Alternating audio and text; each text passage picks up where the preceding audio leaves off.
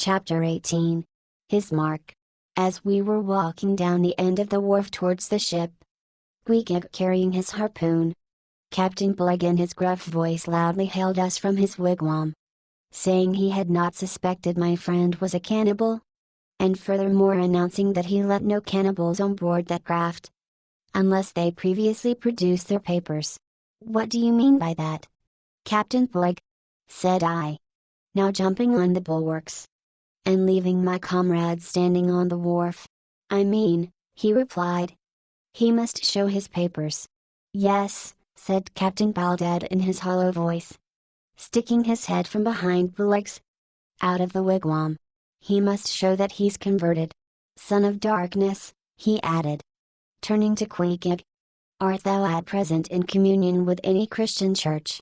"Why," said I, "he's a member of the First Congregational Church." Here be it said, that many tattooed savages sailing in Nantucket ships at last come to be converted into the churches.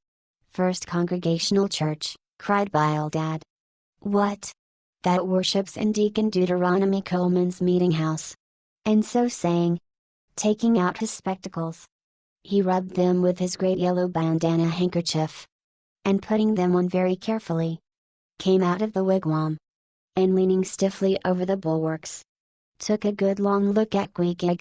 "How long hath he been a member?" he then said, turning to me.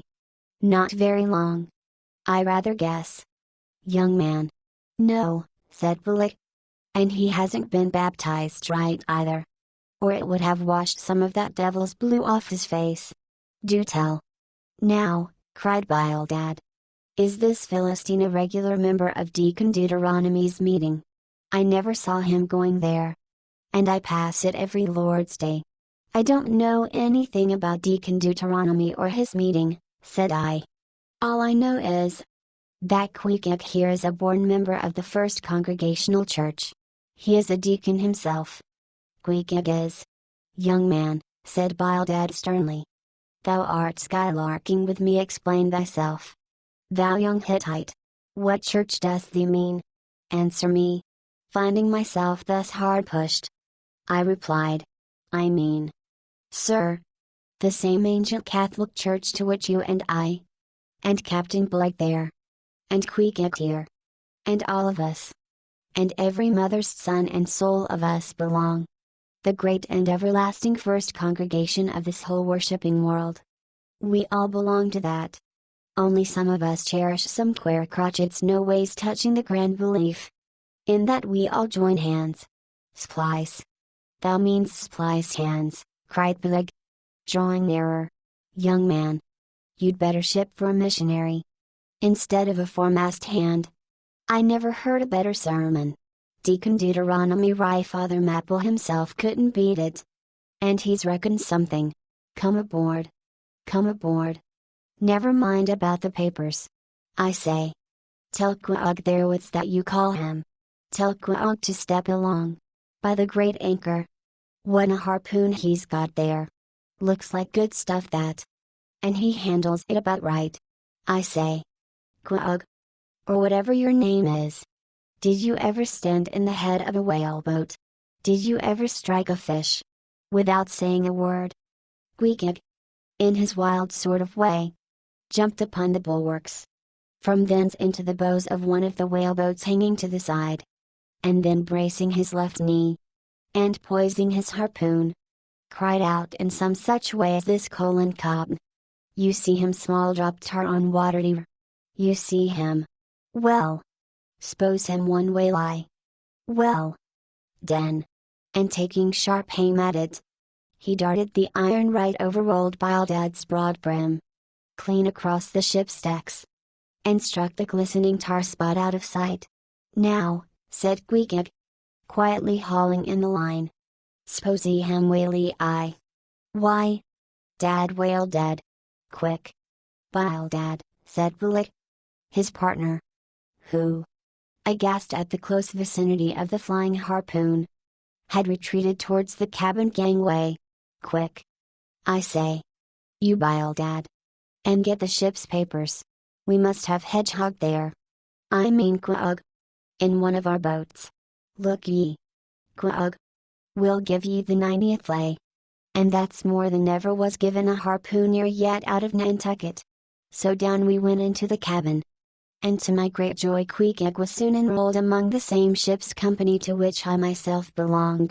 When all preliminaries were over and Peleg had got everything ready for signing, he turned to me and said, "I guess Quag there don't know how to write. Does he?" I say, "Quag, blast ye! Dost thou sign thy name or make the eye mark?" But at this question, Queequeg, who had twice or thrice before taken part in similar ceremonies, looked no ways abashed, but taking the offered pen, copied upon the paper, in the proper place, an exact counterpart of a queer round figure which was tattooed upon his arm, so that through Captain Peleg's obstinate mistake touching his appellative, it stood something like this: Quag, his X mark. Meanwhile Captain Bildad sat earnestly and steadfastly eyeing Queequeg, and at last rising solemnly and fumbling in the huge pockets of his broad-skirted drab coat, took out a bundle of tracts, and selecting one entitled "The Latter Day Coming," or "No Time to Lose," placed it in Queequeg's hands, and then grasping them and the book with both his, looked earnestly into his eyes, and said, "Son of darkness, I must do my duty by thee. I am part owner of this ship, and feel concerned for the souls of all its crew. If thou still clingest to thy pagan ways, which I sadly fear, I beseech thee, remain not friably a bondsman, spurn the idle Baal, and the hideous dragon.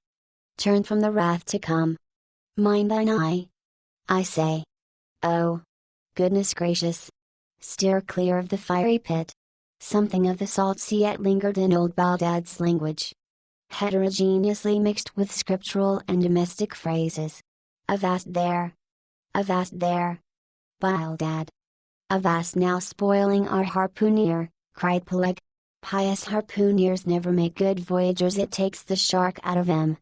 No harpooner's worth a straw who ain't pretty sharkish." There was young Nat Swain, once the bravest boat header out of all Nantucket and the Vineyard. He joined the meeting, and never came to good. He got so frightened about his plaguey soul, that he shrinked and sheered away from whales, for fear of afterclaps, in case he got stove and went to Davy Jones. "Peleg, Peleg," said Bildad, lifting his eyes and hands, "thou thyself, as I myself, hast seen many a perilous time. Thou knowest, Peleg, what it is to have the fear of death. How, then, canst thou prate in this ungodly guise? Thou believest thine own heart. Peleg, tell me, when this same Pequod here had her 3 masts overboard in that typhoon on Japan, that same voyage when thou went mate with Captain Ahab, didst thou not think of death in the judgment then? Hear him now," cried Peleg, marching across the cabin, and thrusting his hands far down into his pockets. "Hear him, all of ye. Think of that, when every moment we thought the ship would sink. Death on the judgment then. What? With all 3 masts making such an everlasting thundering against the side, and every sea breaking over us, fore and aft. Think of death in the judgment then. No time to think about death then. Life was what Captain Ahab and I was thinking of. And how to save all hands, how to rig jury masts, how to get into the nearest port. That was what I was thinking of." Bildad said no more, but buttoning up his coat, stalked on deck, where we followed him. There he stood, very quietly overlooking some sailmakers who were mending a topsail in the waist. Now and then he stooped to pick up a patch, or save an end of tart twine, which otherwise might have been wasted.